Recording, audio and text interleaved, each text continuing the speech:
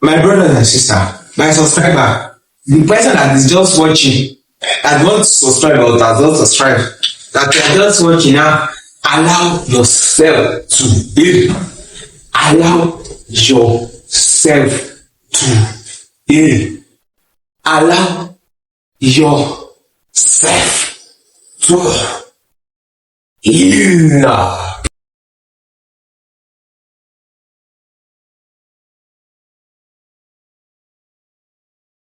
Imagine carrying something in your heart. You keep telling yourself you are fine. You keep telling yourself you are alright. You keep moving. You keep staying busy. But every once in a while, something small will happen. A memory will just pop up. A moment will just pop up. A conversation will just pop up inside your heart. And you will suddenly realize that the pain you thought you moved past from is still there. Not because time didn't pass. It is just because you never allow yourself to heal. And the truth is, many people are living their life like this. They are not weak. They are not broken. They just never gave the permission to face what hurt them. They never gave themselves the permission to face what has wounded them in the past. Today I will be talking about the summary of allowing oneself to heal. It is a part 1 of the summary. Yes. The next episode I'll be talking about the questions. Yes, that pop up and see the next episode. So today I'm talking about allowing oneself to heal, allowing yourself to heal. I'm with my laptop today. Yes. So I summarize it into 6 points. Yes.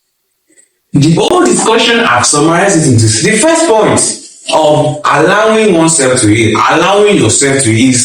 Healing begins with permission. Healing begins with permission. Healing does just not happen automatically with time. It doesn't happen like that. It doesn't happen like that. It begins when you yourself allow yourself to acknowledge the pain instead of ignoring it, instead of skipping it, instead of hiding it, instead of even suppressing it. Most people stay busy. Most people avoid it. Most people distract themselves or pretend they are even fine.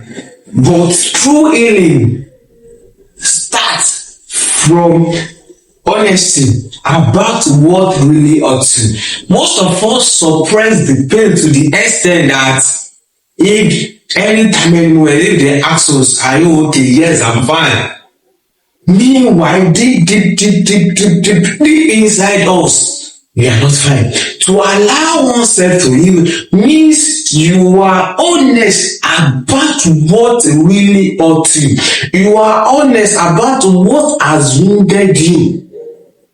That's what it entails about allowing oneself to heal. You need to be honest. You need to acknowledge that this particular thing is hurting me. This particular thing wounded me. The second point I'll be talking about is facing pain is the hardest step. Facing pain is the hardest step. Excuse me.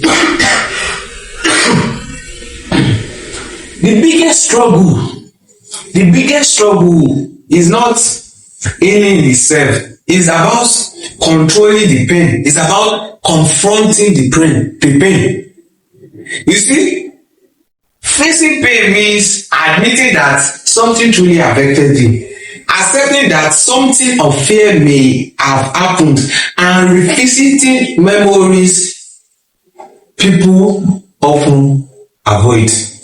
You see, I think the last step is the hardest step to me, because I'm also passing through this stage.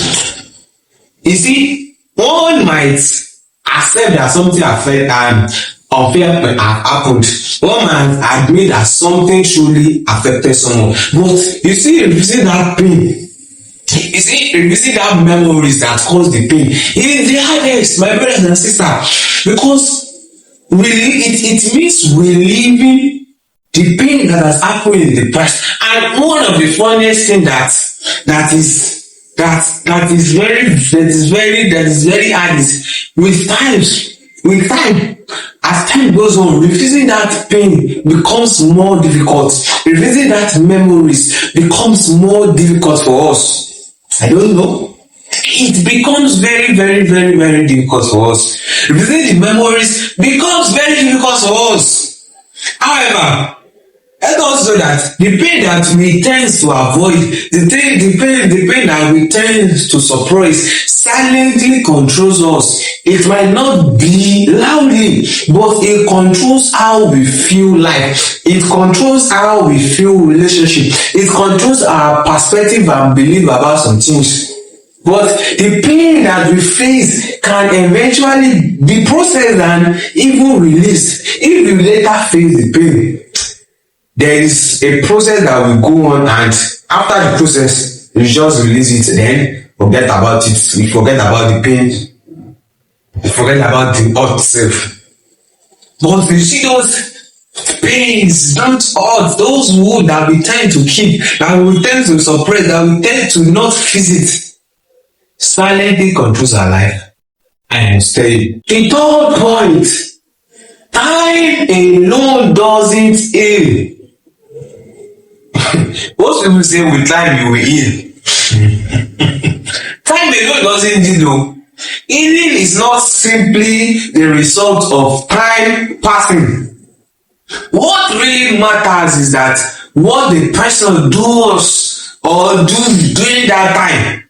Reflection, acceptance, and personal growth determine whether someone will become very wiser and stronger or remains bitter and stuck. You might be wondering why same experiences shape different people different way. Different people different way anyhow sha. You might be wondering, it's because during the time of healing, during that time, most people chose not to reflect, not to accept, and not to choose personal growth during that time. That's what affected them. You see, with time, if you are not very careful, that pain you are holding might make you turn to a bitter person. Might make you turn to someone that doesn't laugh, doesn't talk, doesn't distance themselves with people. But if you are the type that has reflected during those periods of healing, during those time, you accepted the fact that you are hurt and you choose personal growth, you will become wiser. That experience will shape you. Will shape you to become wiser. Will shape you to become stronger. But if you are not that type, you will see that they will just become struck with the past. They will just become stuck. They will become bitter. They will become, I don't know. Yes, that's why it is very important that what a person does during the time of us and during the time as time goes on determines what the type of person that person will become. The fourth point I will say is healing happens gradually. Healing happens gradually. Healing is rarely dramatic. It is usually slowly and gradually. It usually happens slowly and gradually rather. It shows up in a small sign such as thinking about something that once hurt you deeply or even realizing it no longer has the same power over you. It's just like simply about the same if you have wound on our legs or on our hand. Assuming I hurt my hand now and the wound is very deep, very assuming hypothetically it is very deep, like from this place to this place I won't get, it's very deep. You see, it If I want to eat this and make this armor to you, it's just like not that I'll just wake up the next day and apply it on the hand that will have remained. It will no. It happens gradually with small signs. After treating it, it just will be realizing small signs,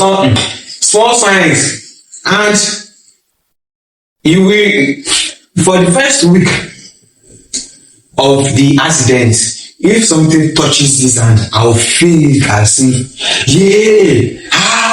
because it is still vivid. That means the pain still have power over me, as they has control over me. After 2 months, depending on how deep this wound is, after 2 months, if something touches me here, I will feel the pain, but